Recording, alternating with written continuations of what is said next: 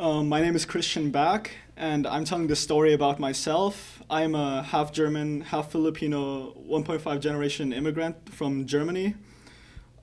It started in 1992. I was born in Erlangen, Germany, which is a small village in southern Bavaria, which is the south of Germany. And my mom and I had one brother, so we were the only Asians in the village. And even though I know I look very Caucasian and very white characteristics right now, back when I was younger, I had lots of more Asian characteristics. I had black hair compared to the German blonde or orange hair. I had the almond-shaped eyes compared, to the bigger eyes or the blue eyes. And my mom would speak Tagalog to me, so she would call me anak instead of Christian, or she would say baon instead of lunch. And it was all these little things that happened to me and that responded to me that separated me and made me a distinct person that wasn't a real German.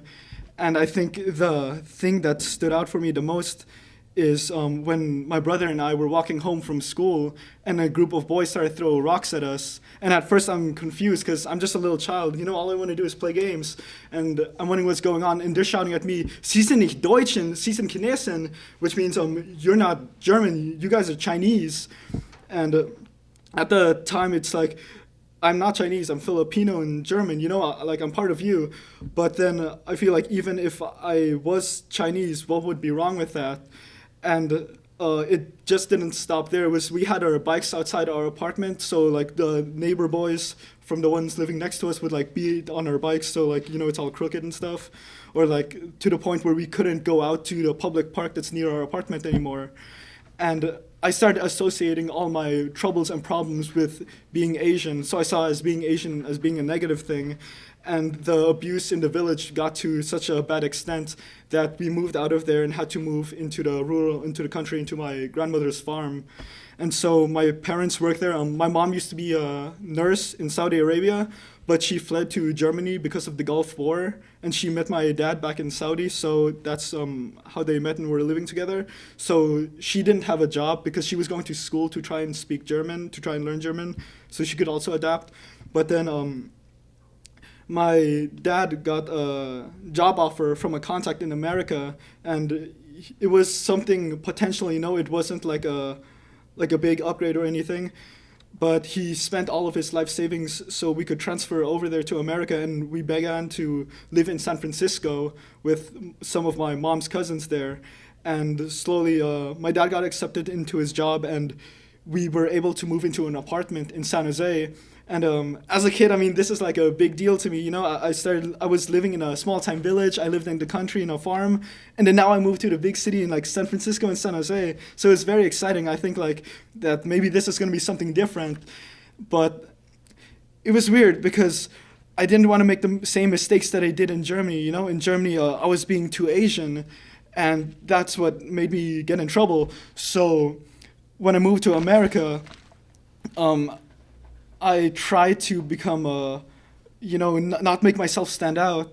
But the thing that made myself stand out is the fact that I was an immigrant from another country, the fact that I had an accent, that the way I said words were differently. And kids would always ask me, why is your voice so weird? And I would think, what do you mean weird? Like, I didn't find anything weird or wrong about my voice. So it was frustrating because I got sent back in primary school because they didn't have an ESL program for me, and I didn't know how to speak English. And even after I learned English, I would still have a habit of speaking, I guess, Fabi in a Fabi way. And I remember going always to the library or starting to go to the library after school so I could listen to like the book on tape and just like try to enunciate what I say, try to get rid of my accent just so I can fit in, just so I can become Americanized. I stopped speaking German to my parents because I found that as a new source of trouble. But in Germany, as soon as I was aware that I was Asian, I would try to hide it. And the same thing happened when I moved to America. As soon as I found out that being German was a disadvantage, I tried to hide it. And it wasn't until high school that I realized that things weren't really like that in the real world, that I wasn't the only immigrant, I wasn't the only person with an accent out there, or that I wasn't the only multicultural person out there. That's when I noticed that it's not about the color of your skin, or how you say the words, but instead it's more about like the type of person that you are that mattered. And can you just tell us what you're aiming toward now with your life?